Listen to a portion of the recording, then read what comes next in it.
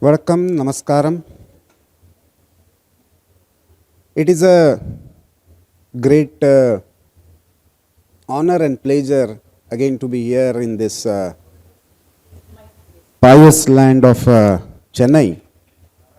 In this inaugural session, we have with us Shri J. Nandakumarji, former editor of Kesari, RSS Pracharak, National Convenor, Pravah, that is the intellectual flow, as Bharat is known to be the land of the flow of knowledge. Nandakumarji is truly immersed in that. His recent two books, The Selfhood of India and Hindutva for Contemporary Times, have a landmark impact on the national and cultural discourse of idea that is called Bharat. Today there is a lot of debate about India and Bharat. There is a lot of debate about whether there was a concept called India even before arrival of British. And because we are in Chennai, there is also discourse whether, the culturally and nationally Tamil Nadu or South has been different from North. So the integration of Bharat. So in this context, I am going to have a conversation with Shri Nandakumarji. But before that, what I would request is, to him is to make a brief introductory remarks about the idea of Bharat or Akhanda Bharat, the concept called Jambudweep Bharatakhande. This is the land where first Jambudweep declaration was, passed in Shivaganga. So, with these introductory remarks, I would now invite Shri J. Nandakumarji to make the introductory remarks, and then we will continue with the conversation. So, I invite Nandakumarji and request you to, welcome him with a round of applause. Thank you. Vande Gurupadadundam Avangmanassagocharam Raktashukla Prabhamisram Atarkyam Traipiram Mahat Om Tutsat. Thank you, Prapulji. Most respected Professor Shandisri Panditji, Dr. Ujjwalaji, Srimati Shefaliji, Bharatji, Shyam Sundarji, and all delegates, participants of this most esteemed Litfest happening in the south of Bharat.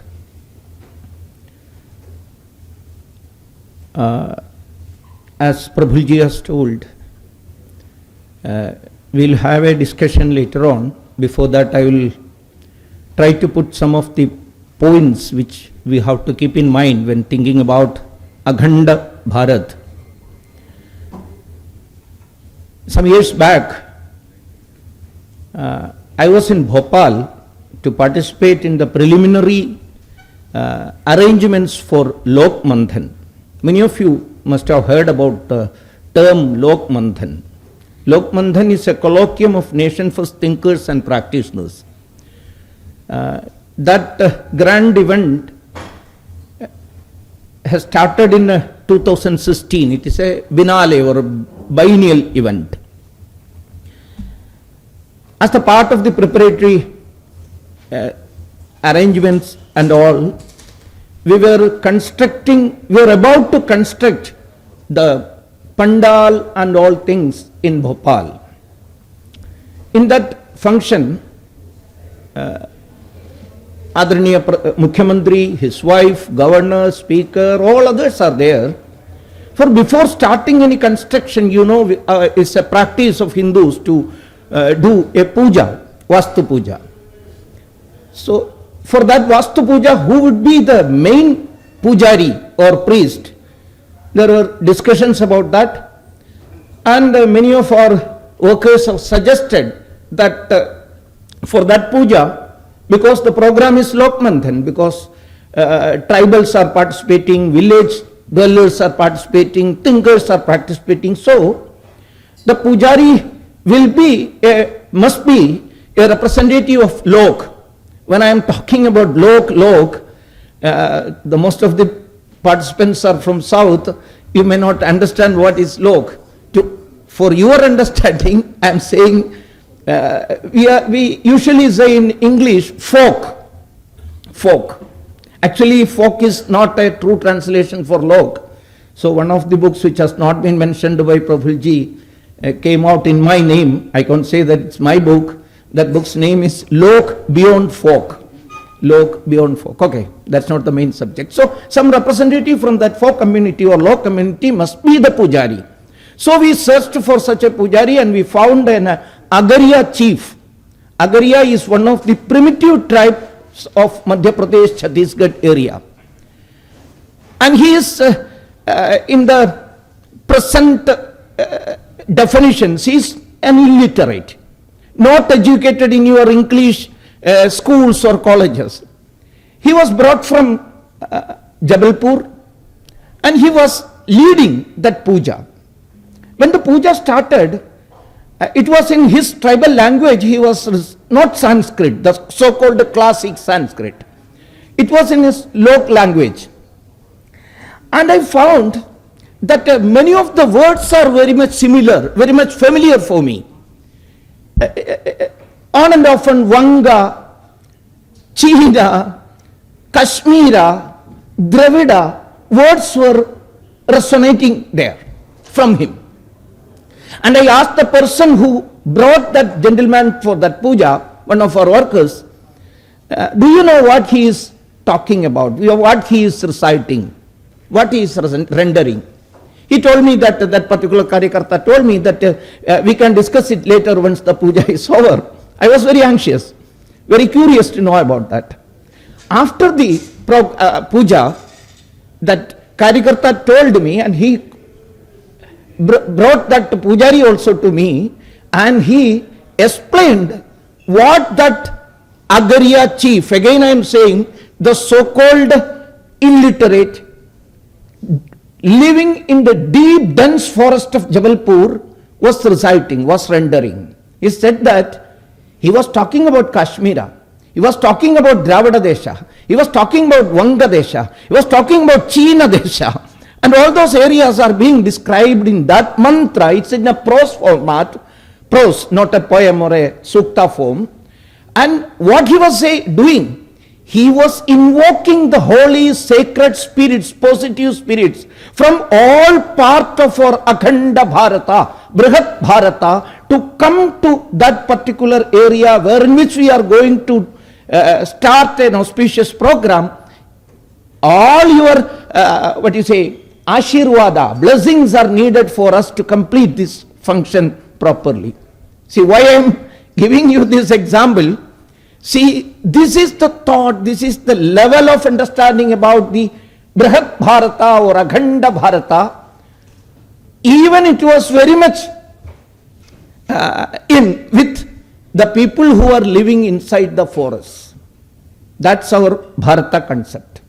So with this incident or this particular description, I am starting my introductory speech. See, burdened by centuries of colonization, we are awakening.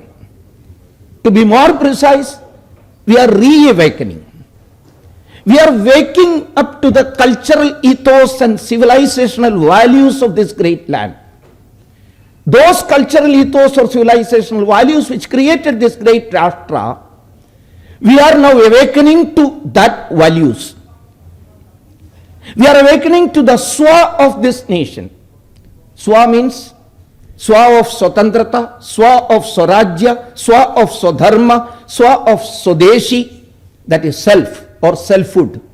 We are now awakening to that. After a long and very long collective agony, we were passing through a collective agony. Now we are rising to a collective bliss, collective ananda. Now we are rising up to. Now we are rising up to, we are awakening to the Bharata Bodha, the national selfhood. There are so many incidents happening before our eyes which were once thought unattainable, impossible, so many things that they are all happening as the indications of what which I have told you, that we are raising to a collective bliss. We are raising up into the Subodha of Rashtra. There are so many things. I would like to give one or two examples of that. What all are the indications, symbols of this awakening? See, in 2014, a new government came into existence in Delhi. To explain about that particular change of power in Delhi, one paper publishing from London wrote an editorial in which it has been clearly mentioned, today may go down in the history as English people finally left Bharat. It has been clearly mentioned by the Sunday Guardian of England. Finally, English went away. It has been written in 2014, one indication. And in that oath-taking ceremony, you may be knowing, for the first time in the history of Bharat, all the representatives of the countries around us, or countries that can be said, explained as the parts of Akhanda Bharata, participated in that oath-taking ceremony. Many of us must have forgot about that. It was a clear indication which has been given to the whole world what was Bharat, what must be Bharat. I would like to put it in that way. See, our soft power, the main soft power yoga, has been placed before the whole world, and has approved it as a date has been approved and announced as International Yoga Day. I don't want to explain much, you may be knowing, just to remind you about all these things.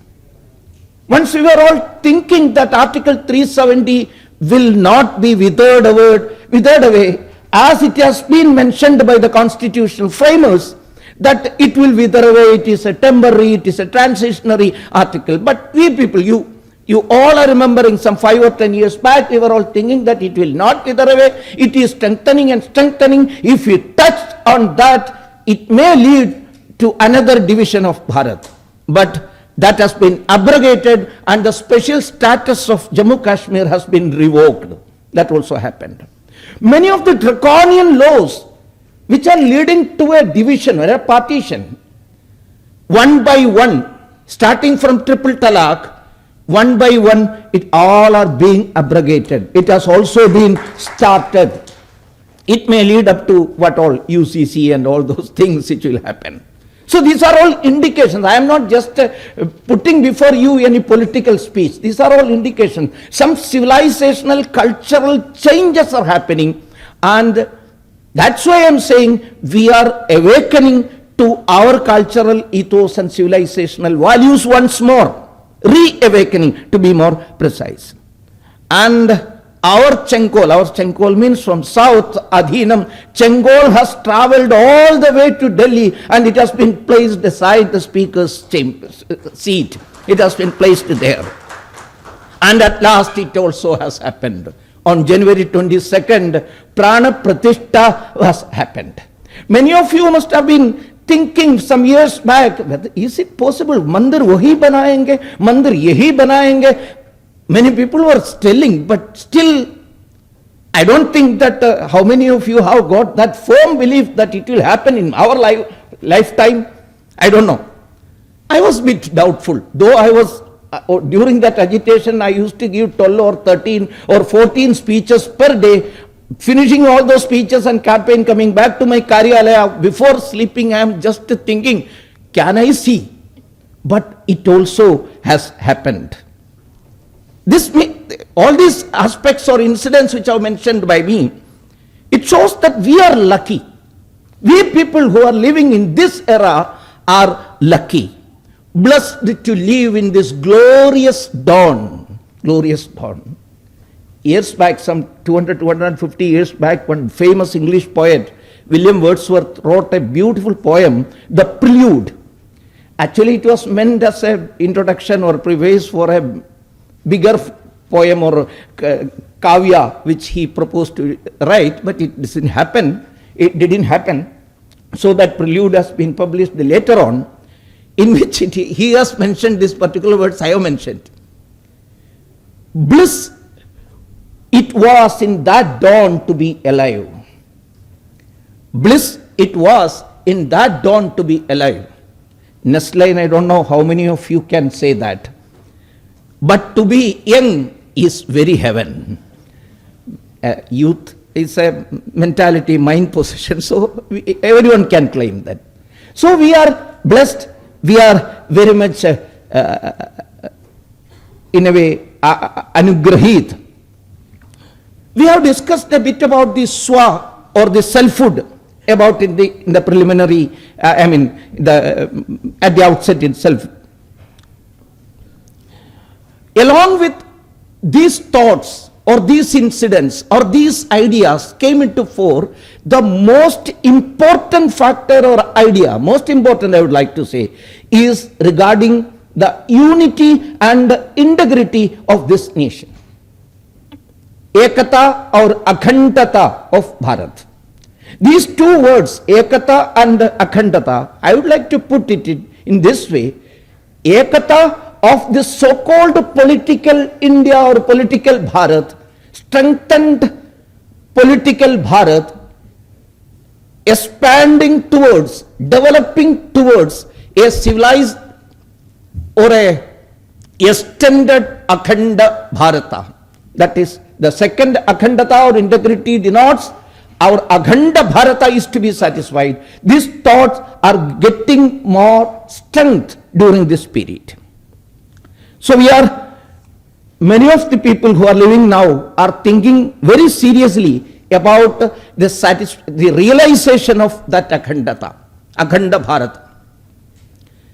But at the same time, just now Prabhuji in his introductory remarks has mentioned, some politically motivated people, most of them are frustrated, very much frustrated with the changes happening in Bharat.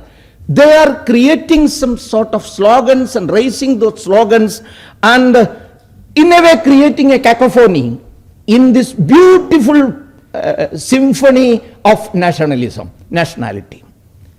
By raising cutting South. See, you must have heard about the slogan cutting South. It was not just a slogan, it was a program's title. Some 4 months back in Kerala there was a function, and the very title of that function, the heading of that function was Cutting South. Cutting South from where?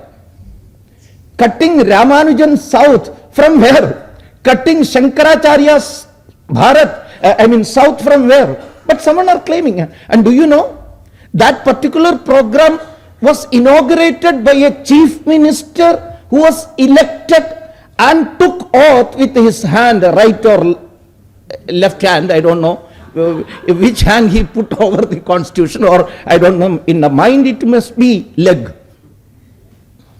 Putting the hand on the constitution and took an oath to preserve, serve, protect the integrity of this land, unity of this land, and he was the main person who chief guest and inaugurated.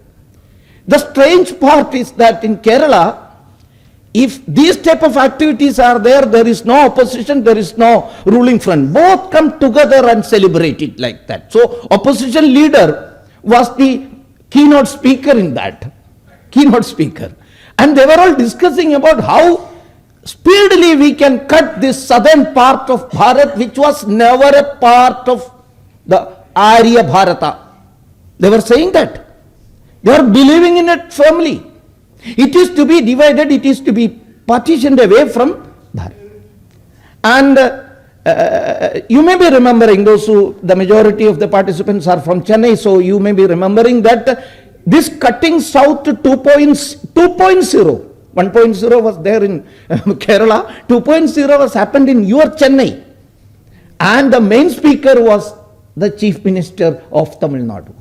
So, and again you may be knowing, 3 days back only, another state Chief Minister has announced and issued a diktat or a directive to all MNCs working in Bangalore to exhibit a board before their companies in which it is to be strictly mentioned that how many Kannadigas are here and how many non-Kannadigas are here. What they are up to? What is their main what is their problem actually? And another senior leader who is a minister has said that Sanatana Dharma is as good or bad as dengue. It is like mosquito. It is like cholera. Sanatana Dharma, actually, what is the meaning of Sanatana Dharma? One which is existing forever, which hasn't got any beginning, which hasn't got any end. That is known as Sanatana, nothing else. If such values are there, why you are giving such a upamas or similes to that, to dengue or mosquito or cholera? For the main, but the main aim of all these type of slogan creators, mongers, are to create disturbance in this great land. That's why I have said that they are trying to create a cacophony in this beautiful symphony of nationalism reawakening. We are seeing. Some are trying to create the Khalistan again. Some are claiming that Northeast was never a part of Bharat. It is to be divided away. So these type of propaganda is also going on. One thing is for sure, you may be knowing, that these type of efforts will not succeed. It will not win. Why I am saying that much affirmatively? I am saying that it will not happen. It will not succeed. Because the very reality of Bharat is unity. The eternal unity of this land, this sacred land, the indubitable cultural unity which connects us together from end to end. Once Dr. Babasaheb Ambedkar presented a paper, once means in 1916. In 1916 he presented a paper in Columbia University. It was an anthropological seminar in which he has presented the paper on caste, and that particular paper has been published as a small book also. He was talking about the homogeneity, geographical unity of Bharat, and he was talking about such a unity is not at all there in the whole world. That is the beauty of this peninsula. After explaining all these specialities, significance of Bharat's unity, he come to a particular point in which he has said that the basis of this geographical unity is the indubitable cultural unity which spreads from end to end. End to end means what? From south to north. A Setu Himachalam. Imayamala Mutal Kumarivare. That has been clearly mentioned in another language, another bhasha, by Dr. Babasaheb Ambedkar. That is the reality. Akhanda Bharata, or this unity, is a reality. It is not an imaginary idea. That is the next point I would like to say. Say this Akhandata concept. Akhandata concept, I would like to start it with in its spiritual meaning of that Akhandata. Akhandata, Swaraj, all have got some spiritual content and spiritual meaning also. See, Akhandata is not at all confined to a material or geographical area or a particular land. In Bharat, this Akhandata is to establish the connection with the whole universe and the whole, the ultimate creator of this whole universe.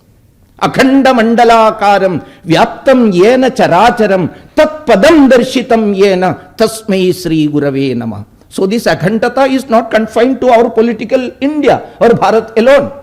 It is our cultural Bharat. It is our cultural Asia or Jambudweepa. Jambudweepa already has been mentioned here, you know. That particular incident has also been very well, reminded by Prabhulji. When the fight was started in Shivaganga under the leadership of Marutu brothers, Periya Marutu and Chinna Marutu, they have given a proclamation in the name Jambudweepa Prakatane.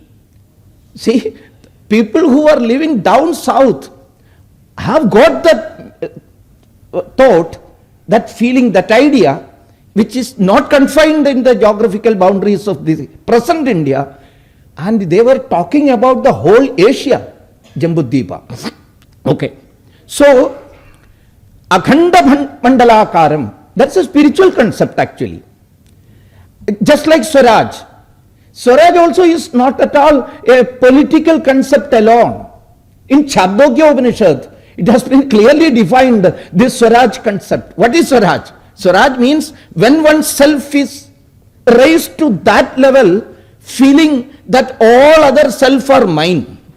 Aham Brahmasmi, Tattvamasi, I am Atma Brahma. This level of this self-realization is known as actually Swaraj. Yes, it is to be taken to the geographical or material level, then it will become political Swaraj or like that. So this also must be in our mind when we are talking about Akhanda Bharata. It is to spread our idea, our civilizational concept, ethos, to the whole world, that the whole universe, they are all waiting for that also. That's the thing. The masters of the divisive politics may not accept it, let alone Akhanda Bharata. They are not ready to accept even India concept also. Now they are very much, they are votaries of India against the Bharata.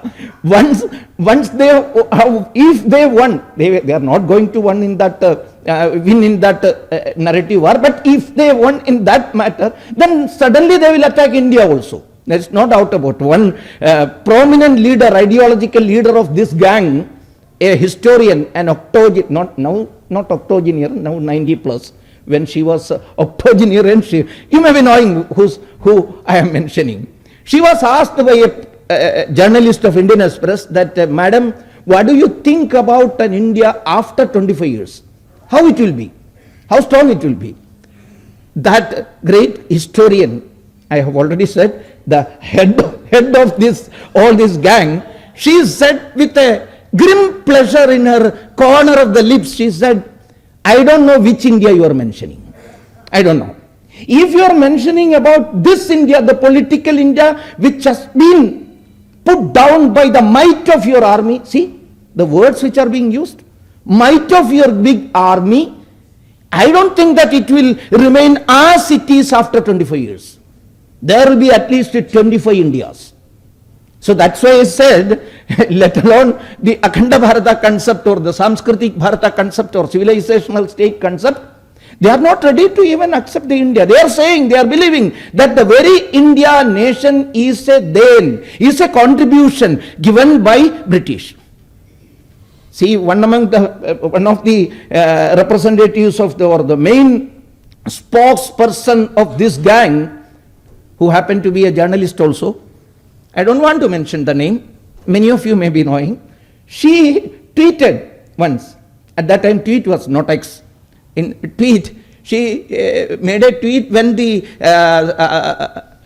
Azadi Ka Amrita Mahotsav preparations were going on, and our Honorable Pradhan Mantri was visiting all places, and he was preparing the ideological, intellectual ground for the celebration of Azadi Ka Amrita Mahotsav. You may be knowing the style of our Pradhan Mantri. He will not put any idea as a new idea before us.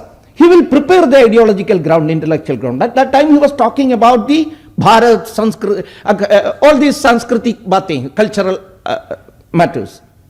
So to counter that preparation or the speeches, this lady has tweeted that, Are Baba means that Thadiwala.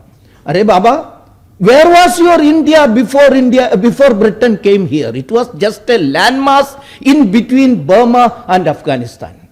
It was just this is the concept. That's why I said that let alone Akhanda Bharata, they are not ready to accept even India. It was just a landmass.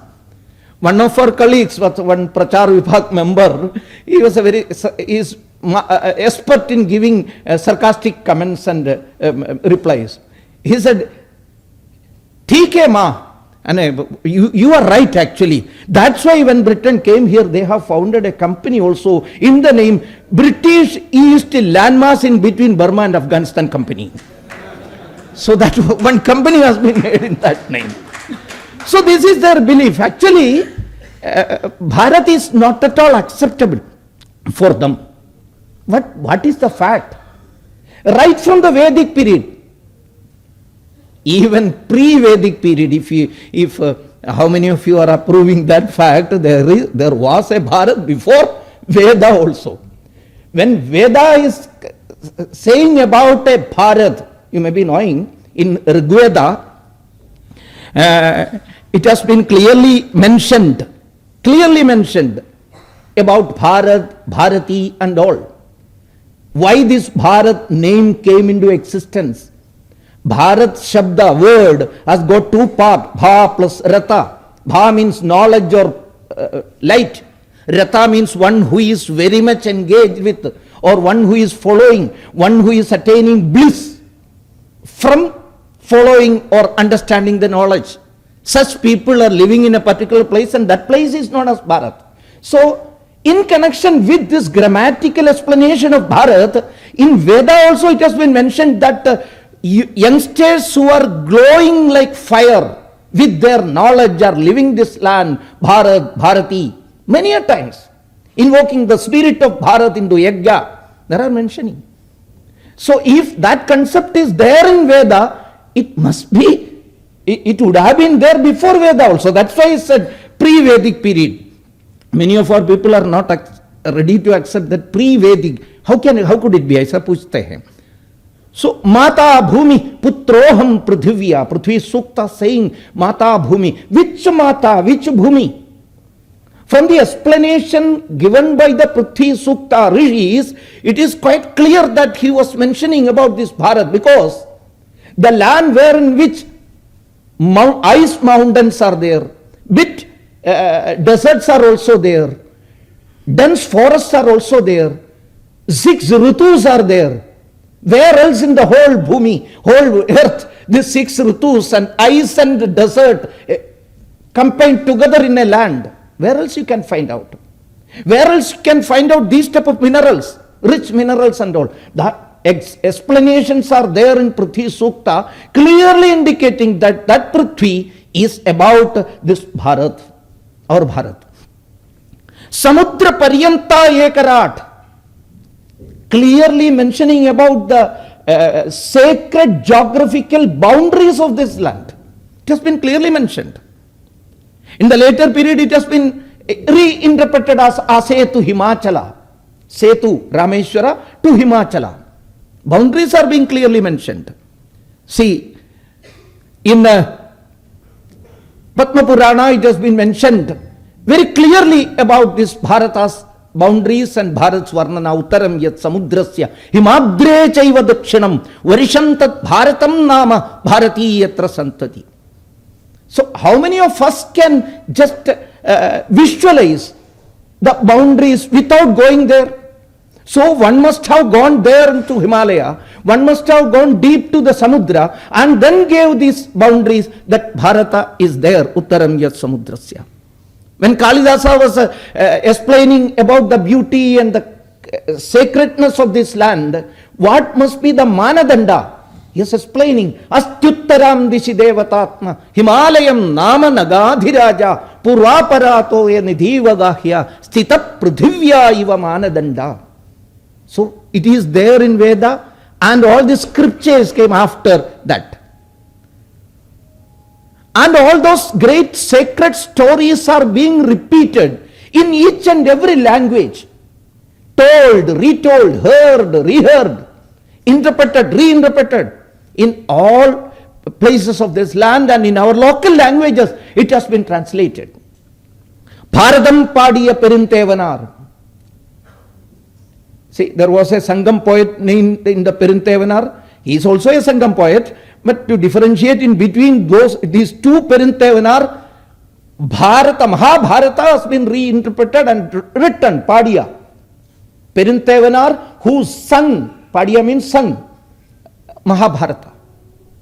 12,000 verses it was there, it has been explained like that. I think it only 832 verses are found now. It has been published, 828 or something has been published some years back. In Kerala, there is a particular text in ancient Malayalam. It is of 11th century text. That text name is Tirunizhal Malai. I am just giving some examples only. When some people are saying that this land was not a Bharat, the name itself was got, and this concept of nation was actually contribution of the Britishers or the Europeans or the colonizers. They are not thinking about these realities. In Tirunizhal Malai, Govinda Kavi, he is supposed to be a backward community Kavi. It is to be mentioned. Nowadays, Jati is very sacrosanct. It is to be mentioned. When you are saying about Hindutva, it is a great sin. But if you are saying about Nadar, that's great. If you are saying Nair, super. Ijava, that's great. But if you are talking about Hindutva, Hindu, that's a great sin. But so I am saying the Govinda Kavi, recently I found out that he is from my village. That's also. He wrote Tirunizhal Malai, in which he has mentioned all major kingdoms or states of ancient Bharata, in which Chera, Chola, China, Bangla, Kashmira, all has been mentioned. I did a bit research about that Govinda Kavi, Govinda poet, and found out that that gentleman has never went out of that Aramula, Pandalam area. He never went out. But he is very familiar about the sacred parts and states and kingdoms of Bharat. He mentioned about the geography. He mentioned about the Meru Parvata, Meru mountain, how it is positioned on earth. Just like the Namb of Nilavalak, this lamps or sacred lamp, there is a central portion like a what you say, it can be stalk, that's a thunder. He is mentioning about Meru Parvata in that way. South of Meru Parvata there is Himalaya. South of Himalaya this land comes. It has been mentioned in the Prachina Malayala. It is published also. This is not a secret.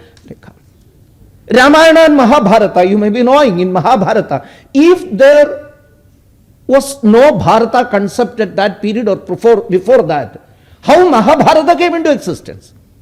How this explanation about the geography of Bharata, how these interrelation stories can be found out, how a pan-Bharata context has been explained in that Mahabharata. Where was Gandhari from? Gandhari was from Gandhara Desha, Kandahar of present-day Afghanistan. Where was Panchali from? Panchala of Jammu Kashmir. Where was Ulupi from, one of the wives of Arjuna? Came from Manipur, which Arjuna got the sacred money, Manipur. From where Sri Krishna married? I am not saying that it may be story, it may be truth. But these sacred stories were told and retold and heard and reheard, interpreted and reinterpreted, and became a very being of ourselves. And it has been translated into a geographical sacredness, sacred geography. So why the whole Bharata is coming together at these sacred places where it has been mentioned very clearly in the Mahabharata. See, Sri Krishna went all the way to Arunachal Pradesh. Maybe Maharashtra people may not agree, but they are saying that Arjuna married, Sri Krishna married Rukmini from Nasik. But in Arunachal Pradesh, I think that is more, not Assam, it is in Arunachal Pradesh. It is in Arunachal, Bhishmaka Rajya, Bhishmaka, daughter of Bhishmaka. It has been mentioned. During the Tirtha Yatra of Arjuna, where did he went? Where did he go? He went to northeast, explaining all the sacred places. Those places are still there in the same name. That's why, and in Mahabharata there is mentioning about one Perinchot Udayanan. Perinjottu Idayanan was a Kerala Chera king. He was in charge of the mess because he don't want to align with any of the forces, so he has been assigned by Sri Krishna a job to prepare food for all. So he was in charge of the kitchen. So all these explanation, Parashurama, he is the creator of Kerala. Kerala is known as Parashurama Bhumi. But for tapasya, he went all the way to Arunachal Pradesh, Parashurama Kunda. Parashurama Kunda. So, how can you say that there was no Bharat, there was no Akhanda Bharata? It was very much there. That's why Ram Manohar Lohia, a staunch socialist, a staunch atheist even, he was said that Lord Rama connected north with south, and Lord Sri Krishna connected west with east, and great Paramashiva is present in each and every particle of this land. Kankara Kankara me Shankar hai, as I have mentioned. Through Jyotirlinga, 12 Jyotirlinga, Shiva connected Bharat as a whole. This has been mentioned. So the idea of Bharat as culturally interlinked entity existed in the minds of storytellers, and to be more precisely, through those storytellers in the public, in the people. And those sacred stories, I have repeated many a time, told and retold, it became the very being of this nations, the people. And these sacred stories have transformed into a sacred geography. It has established a linkage and it has been developed into a sacred geography. And that to visit, to get punya from that sacred geography, northerners, the people who are living in the north side of Bharat, I don't want to say North India, the people who are living in the north used to flock in Rameshwara, and the southerners, the people who are living in the southern part, are going to Himalaya, going to Kumbh Mela, and this interlinkage has been established. There are a lot of examples which I would like to say, but the time is up, so I am concluding. What about Shankaracharya?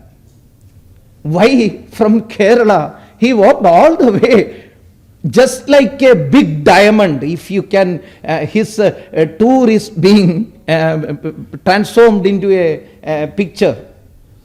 You can see that it is just like a big diamond. Going from establishing Matha in Dwaraka of Gujarat in the west, Puri in the east of Orissa, Sringeri of Karnataka in the south, Badrinath of Uttarakhand in the north. Why he has selected these places? He also have got that great concept of this Akhanda Bharata. Then he went to Srinagar. Srinagar is the place of Shri or Shakti, Devi. That place, that hill is still known as Shankaracharya Hills. All these places are very much before us. If those campaign which has been made by those frustrated elements have got a bit truth, how Shankaracharya have travelled all over Bharat? How? If there was no link language, they are saying that English people have given us the link language to connect in between. How Shankaracharya travelled all the way? This is the very, this can be seen in the bhakti movement of Bharat also. Though it was started from south, already Jayantiji has mentioned about Alwar and Nayanars in the 6th and in between 6th and 7th and 10th centuries. Alwars and Nayanars started that bhakti movement. But it has been taken by whole Bharat. Whole Bharat. Kambar, Basava, Chaitanya, Ramanuja, Ramananda who was the guru of Kabir of Uttar Pradesh, Surdas, Mirabai, Tulasidas, Narsi Mehta, Puntanam of Kerala, Guru Nanak of Punjab. So, the whole Bharata was rejuvenated with the Bhakti movement, all over Bharat. But actually this Bhakti movement was not combined with to some religious hymn making or bhajana or kirtana. It has been transformed into a nationalist movement also. It was a national movement. Actually it has ignited the spirit of nationalism in our people. The independence struggle has started by bhakti movement, rishis and sant. That is the correct thing. I would like to mention about Narsi Mehta. Narsi Mehta, who wrote that Vaishnava Janat Tene Kahiye. He was not confining with the Kirtana alone. He wrote about Bharata Bhakti Stotras also. Gopalji may know because he is from Gujarat. Govinda ko guna gayo re, dhan dhan teni mata pita re, dhan dhan teni kayo re, Govinda ko guna gayo re, Bharata khanda bhutalama janani, Govinda ko guna gayo re. Govinda ke guna, the real meaning, actual meaning can be said by Gopalji. Bharata khanda bhutalama janani, he wrote along with the Kirtanas about the greatness of this Bharata. As if he has sent a message to Shankaradeva or Madhavadeva of Assam. Shankaradeva and Madhavadeva of Assam has wrote another poem in Assami language, just as a translation of what which Narasimha Mehta has written. Dhanya dhanya kalikal, dhanya naratanu bal, dhanya dhanya janama bharata barishe. Narasimha Mehta wrote about Bharata Khanda Mahajanani. Shankaradeva was Assam in the same time wrote Dhanya Dhanya Janama Bharata Barishe Tab Jaba Yagya Tej Tavare Charana Bhaji in Assami Bhasha. All about Bharata. And they might have together sent a WhatsApp message to Pundanam of Kerala. Pundanam has translated it in this way. Bharatamaya Khanda Mozhinjulla Parilengu Melutalla Nirnayam അത്ര മുഖ്യമായുള്ളൊരു ഭാരതം ഇപ്രദേശമെന്ന് എല്ലാവരും ഓർക്കണം. This has happened in the beginning of the 16th century, end of the 15th century. ഇപ്രദേശമെന്ന് എല്ലാവരും ഓർക്കണം. And to the north also this message has gone. Through which media I don't know. Guru Nanak has written bit more communally, quote unquote. All these three kavis wrote Bharata only. What Guru Nanak wrote, Sach ki vani ave Nanak, Sach sunayasi Sach ki bela, Kaya kapat tuk tuk hosi, Hindustan samalasi bole, Hindustan samalasi bole. The person who wrote, who defined Bharata as Hindustan, first in the history of Bharat, was Guru Nanak, not Veera Savarkar, not Guruji Godwalkar, not Shyama Prasad Mukherjee. It was written by Guru Nanak in this sloka. He has again wrote, he saw the Babar's attack happened in the Khurasan. Khurasan khasmana kiya, Hindustan daraya. This Babar Mughal has come to this Khurasan area and he has destroyed it all. It is an alert signal for you Hindustanis. That was he said. He was the person who gave the alert, caution to whole Bharat. So why I am saying, in the same period, during the later part of the Bhakti movement, these great kavis, these poets wrote about Bharata, Hindustana. This connection is there. And so if we come to Guru Govinda Simha, he founded the Panjapyare. How many of you have gone deep into the land from where this Panjapyare came? They were all not from Punjab. I think no one was from the so-called political Punjab, the political Punjab nowadays. See, the first Pyare, the story you may be knowing, I don't want to say, in 1699, on a sacred Vaishakhi day, he announced that the Devi needs belly. So the first young man, Bhai Daya Singh, stood up and came before Guru Govinda Simha and he said that I am ready to give my head for Devi to save this land. That Daya Singh came from Sialkot of present-day Pakistan. And the second man, Bhai Dharam Singh, he came from the Hastinapura, Meerut, Uttar Pradesh. And the third man, Bhai Himmat Singh, came from Puri, Orissa.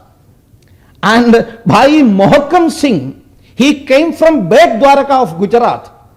And the last fifth of the Panjapyare, Bhai Sahib Singh, came from deep south, Bidar of Karnataka. So this Akhanda Bharata concept was very much there during the Sikh period, the Bhakti movement, the Darshana period, Veda period, all the scriptural period. And beyond that also, Bharat was one, and that concept was very much there. Not only this Vaishnava, Shaiva, Darshana, Upanishad or the Bhakti movement, even in Tantra, Tantra is considered to be beyond all these things. Beyond all these things. They are Atyashramis, the Tantra people. But they also believed in this great sacredness of this land. Why? If it would have been not in that sense, why this 51 Shakti Pidha concept? Sati's sacred parts were started all over Bharat. Not even a single part has gone to Russia. Not all the parts have fallen in Assam alone. Not all the parts have been fallen in the Kamakshi Devi Mandir alone. But it has been started all over this sacred geography. Right from the Kamakshi Amman of Tamil Nadu. The naval part of Sati has been fallen there. Vaishnava Devi of Jammu Kashmir in the north, the skull, and Pavgad of Gujarat, where the right foot of Devi has fallen, and Kamakhya of east of Assam, where the yoni has fallen. And again 47 other parts, and 51 parts were started all over the Bharat. See, I have already said that sacred memory of our forefathers, which has been formed into sacred stories were told and retold and became the very part of ours, and it has been developed or transformed into a sacred geography, and that linkage was very strong among us. So this is the reality. That's why I am said the unity, the integrity of this great land is a reality. It is not an imaginary idea. So it is to be realized in that way. That's why I said that once we thought about so many things which is not going to be attained, it is not possible, it is unattainable, it one by one it is happening before our eyes. I think this particular aim, the point is also going to be satisfied in our lifetime. Namaskar, Vande Mataram. Thank you, Nandakumar ji. Originally, when we thought about this edition of Chennai Litfest, I remember Chef Ali had curated some idea, and then in discussion with Bharat and Shamsundar ji, we said, I just suggested them that, somehow, somewhere, this idea of what we perceive as Akhanda Bharat, the Ramarajya, should be the core theme of this edition. And that's why we thought Nandakumar ji should be the keynote speaker. Yesterday, we were a bit, skeptical because his health is not really good, but perhaps it is the this idea of Bharat and Bharatvarsha that has actually energized him, and then he could.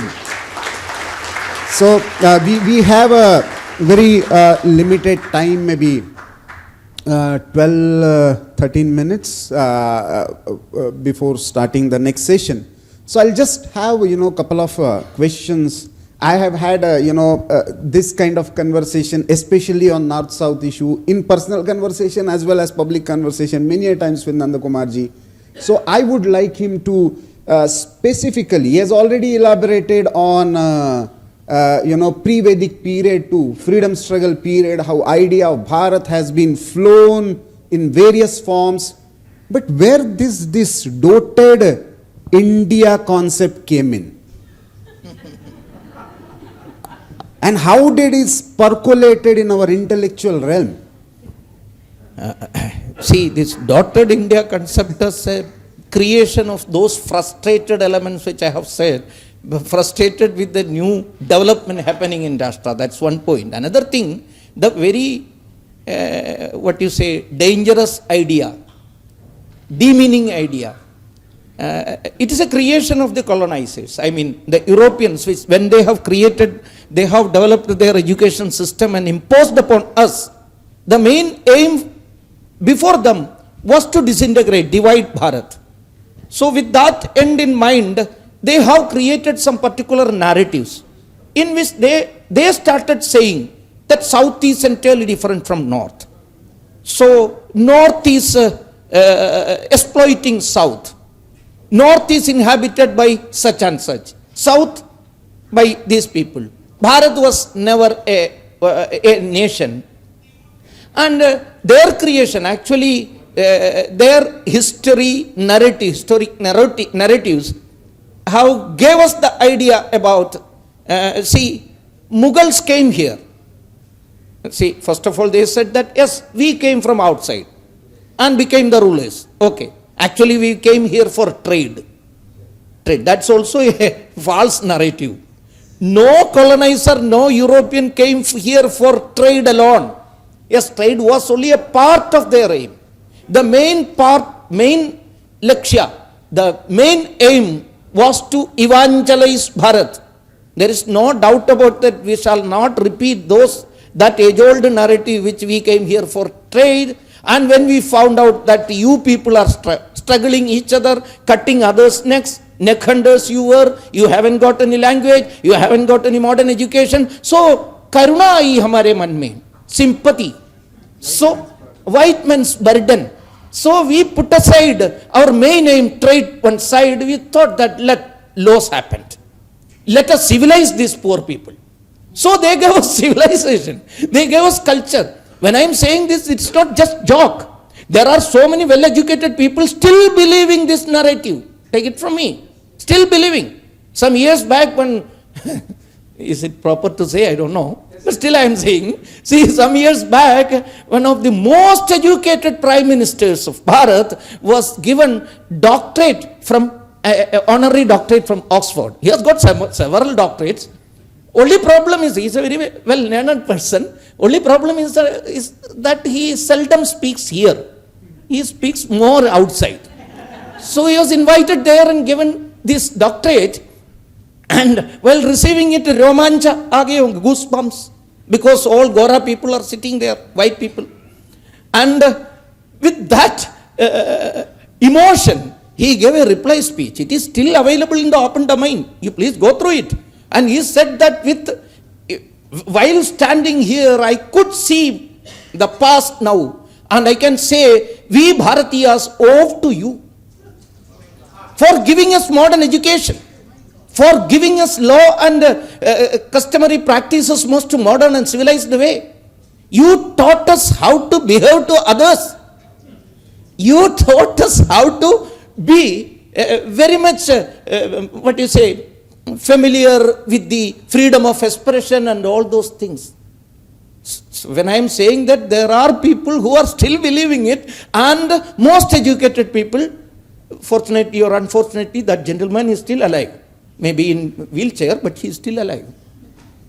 But he is saying that it is a fact that you gave us education.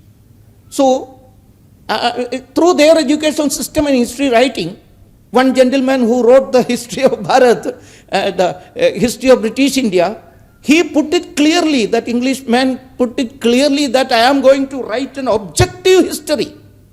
What is the capacity and qualification of me to write such an objective history?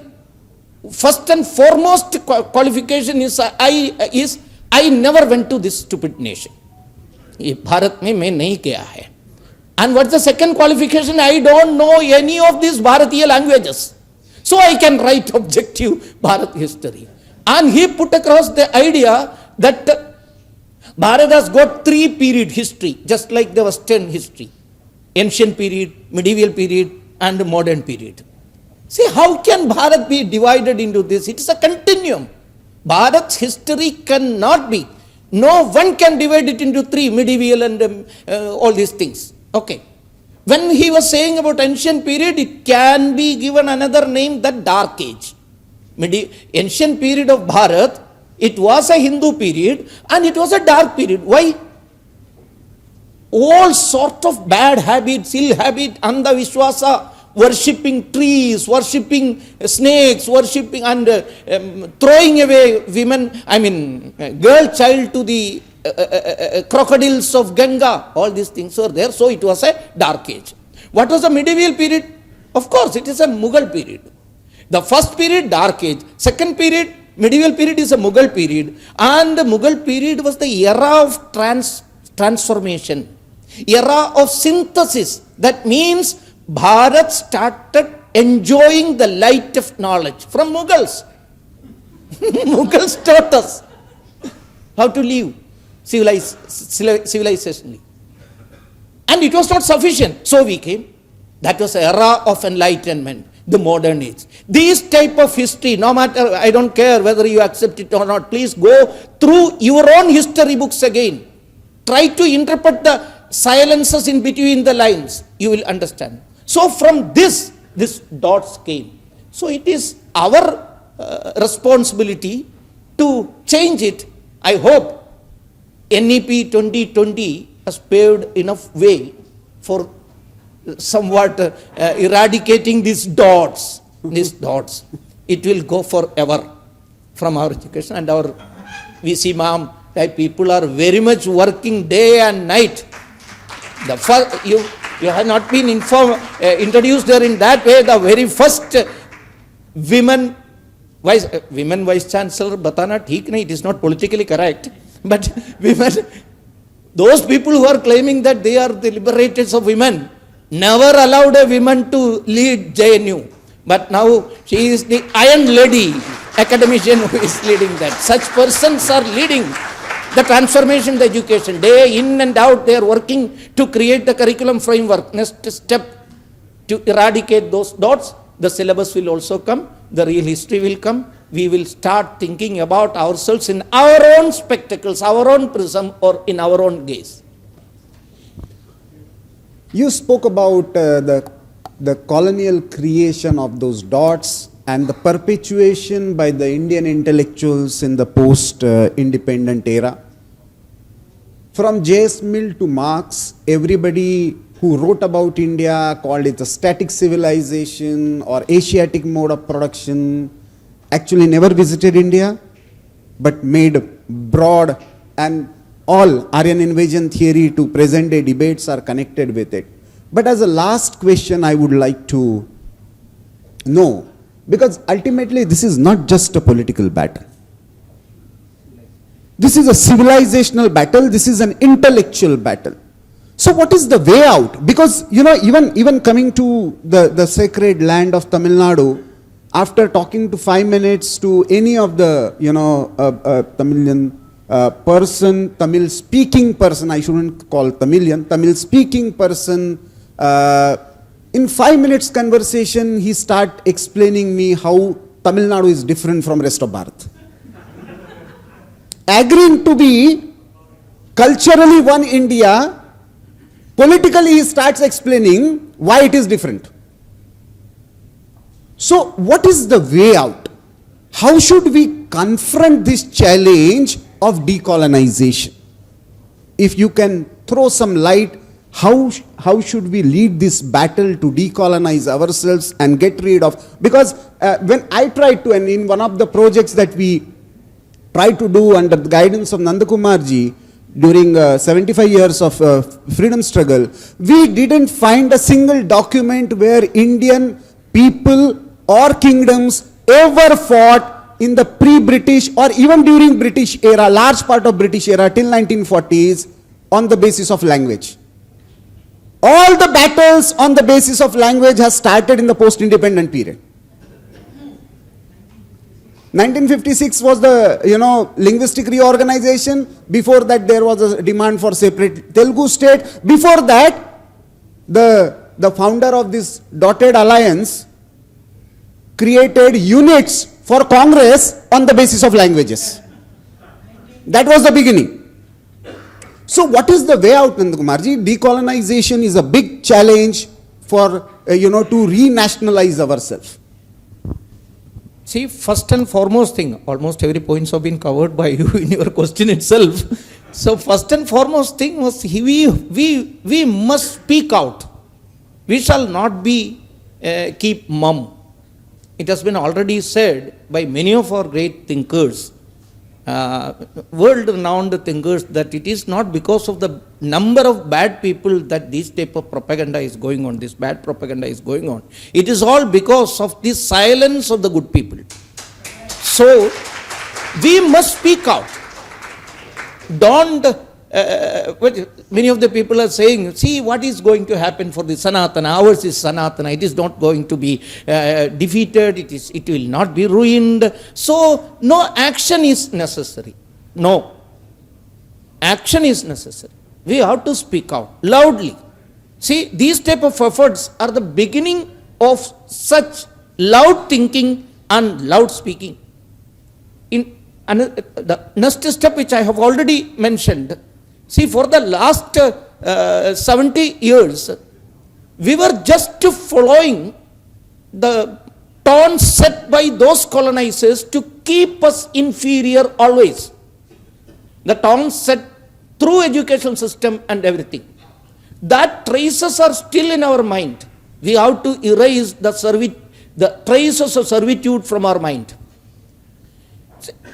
You agree or not, still in our families, in our drawing rooms, in our dining rooms, in our customs, in our festival, the celebration ways, those English customary practices are still there. How we are celebrating? I am not asking about the people who are the poor people, innocent people came here to hear me. I am talking about the general Hindus. Whether they are celebrating their birthdays of their children or the grandchildren in a Bharatiya way, or purchasing a egg added cake and put it in your family and placing some fat added mumfatis candles, jalate hai, lighting, and then putting it off. See, what is the custom? On every, what was Hindu custom, I am just saying. See, taking phone and talking, what is first remark? It is coming as if it is there in our DNA. Hello. What is the meaning of hello? I don't know what is the meaning of hello. Hello. Once one of our adhikaris said that its meaning is hello. Hey Narak. One who was called is also Narak, one who is hearing is also Narak. So we are saying hello. I don't know whether Graham Bell's fiancé's name was Hell or not. Someone are saying that also. So that is why he has. Still we are repeating that in that way. In our attire, in our speech, in our... Still now see, what is the ultimate aim before you?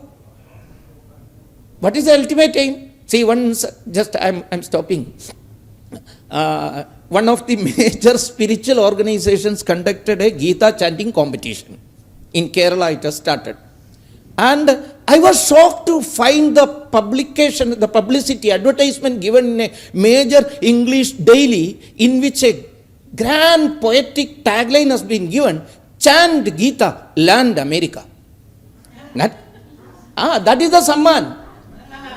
Chant Gita, Gita chant karo, first aavo, you will be taken to America. At that period Clinton was there. Clinton ke saath kaun the us samay, you may be knowing.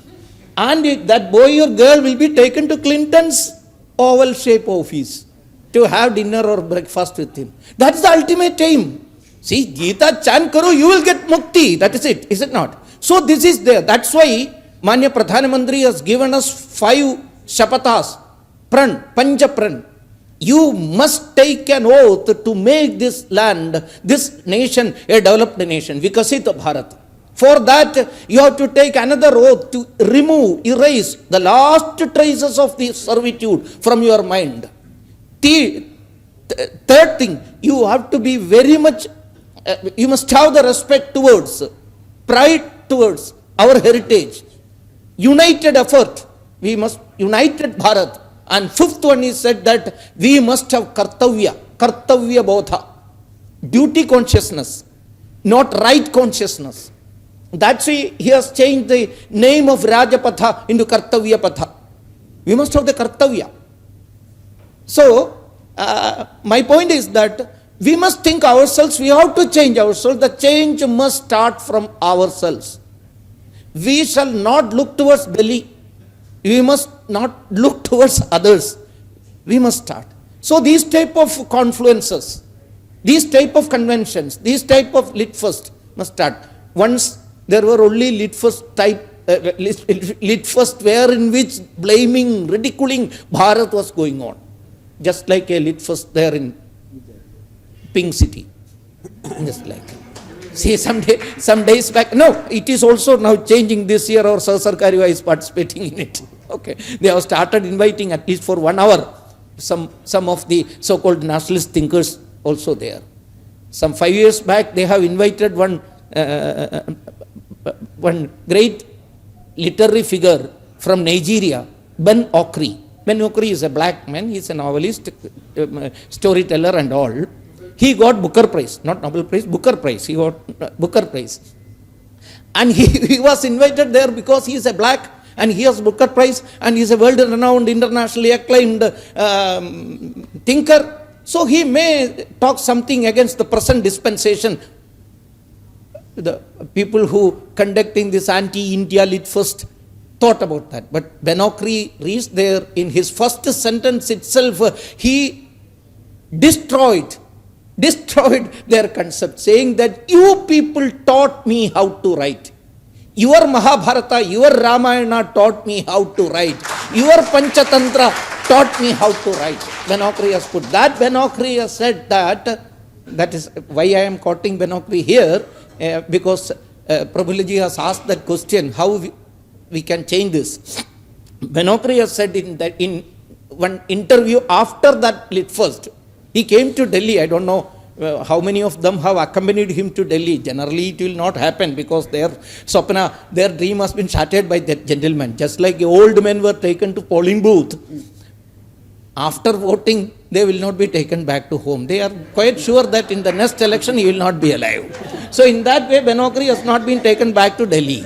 There he addressed the media people and he mentioned about the history or stories. To poison a nation, poison its stories. Through the poisoned stories, the generations and the society and the whole nation will be demoralized. The demoralized nation and society will start speaking the demoralized stories to itself, and it will lead to the ultimate psychic destruction. So this has happened to Africa, this has happened to Nigeria. Specifically, I think it is happening, it has happened to you, and still it is going on. So you have to think. Your stories are being polluted, poisoned. Stories means everything. Narratives, history, education, everything. It has been polluted. With what was the end? What was the aim? To pollute, to poison, distract, ultimate destruction of our very psyche.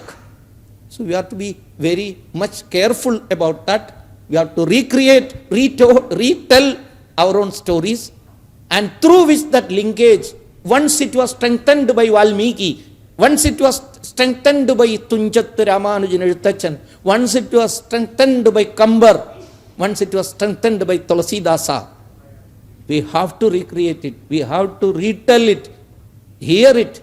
It is to be popularized and speak out who we are. So through that only these type of efforts can be defeated. Thank you, Nandakumarji. I know though there are two vice chancellors, there is one headmistress who is keeping a tab on the timing. Shefali, the curator, and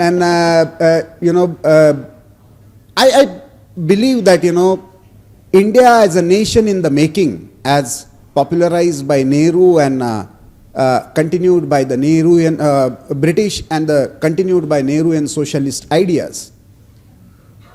And India was never a nation, India can never be a nation, the popular communist idea. And still there is one idea that India has been an ancient Rashtra and that has been existing. All other civilizations got destroyed, we are living and still discussing about this cultural continuum, because despite all these efforts, we have something unique, that we are celebrating festival like this in the land which is saying that we have nothing to do with Sanatan. So I think that is a great success and the beginning of Chennai Litfest 4th edition. I thank Nandakumarji for giving a beautiful starting to this 4th edition and conversing with us. And thank you to organizers for allowing me to have this interaction. Thank you very much.